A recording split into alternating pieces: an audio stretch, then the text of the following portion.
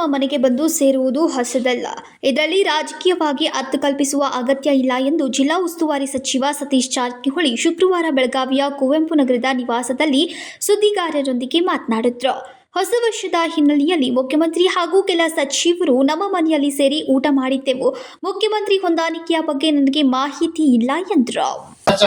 CM ನಮ್ಮ ಮನೆಗೆ ಬಂದು ಕುಡಿದು ಹೊಸದೇನಲ್ಲ, ಈಗ 20 ತಿಂಗಳಲ್ಲಿ ಸುಮಾರು ಸಾರಿ ಕುಡಿದ್ವಿ. ನಮ್ಮ ಮನೆಗೆ ಅವ್ರು ಬಂದಾರ ಅಥವಾ ಬೇರೆ ಅವರು ಮನೆಗೆ ನಾವು ಹೋಗಿದ್ವಿ. ಅದೇ ಹಂಗೆ ಯಾರು ಚೇಂಜ್ ಮಾಡ್ತಾರ ಅದು ನಮಗ್ ಗೊತ್ತಿಲ್ಲ. ಇಲ್ಲಿ ನಾವು ಕೂಡುದು ಅಷ್ಟೇ ಕುಡಿದ್ವಿ, ಚೇಂಜ್ ಆಗ್ತೈತಿ. ಡಿ.ಸಿ.ಎಂ ಅಂತದ ಆ ಪ್ರಶ್ನೆ ಬರ್ದಲ್ರಲ್ಲಿ.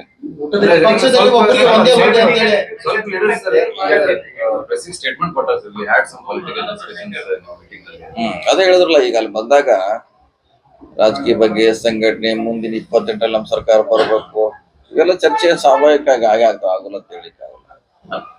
ಸರ್, ಈಗ ಸಿಎಂ ಬದಲಾವಣೆ ಆಗ್ಬೇಕಂತ ಒಂದು ಹೈಕಮಾಂಡ್ ಅಲ್ಲಿ ಒಂದು ಅಗ್ರಿಮೆಂಟ್ ಆಗಿದೆ. ಆ ತನಾಗಿ ಸಿಎಂ ಅವರು ಬದಲಾವಣೆ ಆಗ್ತಾರೆ. ಎಲ್ಲಿ ಯಾರಿಗಾರಿಗೂ ಅಗ್ರಿಮೆಂಟ್ ಆಗಿದೆ ನಮಗ್ ಗೊತ್ತಿಲ್ಲ. ನಮಗೂ ಅದ್ರ ಬಗ್ಗೆ ಐಡಿಯಾ ಎಲ್ಲ ತಿಳಿದ್ವಿ ಈಗಾಗಲೇ. ಅದ್ರಿಂದ ನಮ್ ಬಹಳ ದೂರ ಇದೀವಿ ನಾವು. ಚರ್ಚೆ ಆಗಿಲ್ಲ, ಅದು ಪ್ರಶ್ನೆ ಇಲ್ಲ. ಮತ್ತೆ ಮುಂದಿನ 28ರಲ್ಲಿ ನಮ್ಮ ಸರ್ಕಾರ ಬರ್ಬೇಕು, ಅದಕ್ಕೆ ಏನೇನ್ ಮಾಡ್ಬೇಕು, ಜವಾಬ್ದಾರಿ ಯಾರ್ದು ಏನೋ ಚರ್ಚೆ ಆಗಿದೆ. ಕಾಯ್ದೆ ಇದೆ ಇದ್ರೂ ಕೂಡ ಒಂದೊಂದ್ಸಾರಿ ಅನಿವಾರ್ಯ ಸಂದರ್ಭದಲ್ಲಿ ಎಲ್ಲಾ ಕಡೆ ಕೊಟ್ಟಿದ್ದಾರೆ. ಈಗಾಗಲೇ ಡಿ.ಕೆ. ಶಿವಕುಮಾರ್ ಇದಾರ. ಬೇರೆ ಬೇರೆ ಸ್ಟೇಟ್ನಾಗೂ 2 ಹುದ್ದೆಗಳು ಇದಾವ, ಇಲ್ಲಂತಿಲ್ಲ. ಹಂಗೇನೋ ಅನಿವಾರ್ಯ ಇಲ್ಲ. ಅದು ಕೂಡಬೇಕಲ್ಲ, ಮತ್ತೆ ಮಂತ್ರಿಗಳು ಕೂಡದ ಮತ್ತೆ ಯಾರು ಕೊಡ್ಬೇಕು? ನೀವೆಲ್ಲ ಕೊಡ್ತೀರಿ. ಈಗ ಬಿಸ್ನೆಸ್ ಮ್ಯಾನ್ ಕೊಡ್ತಾರ, ಪಾಲಿಟಿಷಿಯನ್ ಕೂಡಿದ್ದೈತೆ ಅಷ್ಟೇ. ಅದ್ರಾಗ ಏನಂತ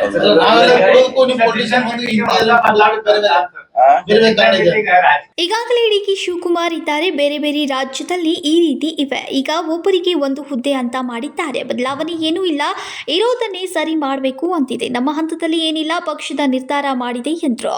ಅಹಿಂದ್ ನಾಯಕರು ಅಂತೇನಿಲ್ಲ. ನಿನ್ನೆ ಕ್ಯಾಬಿನೆಟ್ ಬಳಿಕ ಸಡನ್ ಆಗಿ ಮೀಟಿಂಗ್ ಫಿಕ್ಸ್ ಆಯಿತು. ಕೆಲವರು ವಿದೇಶಿ ಟೂರ್ಗೆ ಹೋಗಿದ್ದಾರೆ, ಬರಲು ಆಗಿಲ್ಲ. ಈ ರೀತಿ 7-8 ಬಾರಿ ಊಟಕ್ಕೆ ಸೇರಿದ್ವು ಎಂದರು. ವಿನೋದ್ ಕೋಲ್ಕಾರ್, KMM ಕನ್ನಡ, ಬೆಳಗಾವಿ.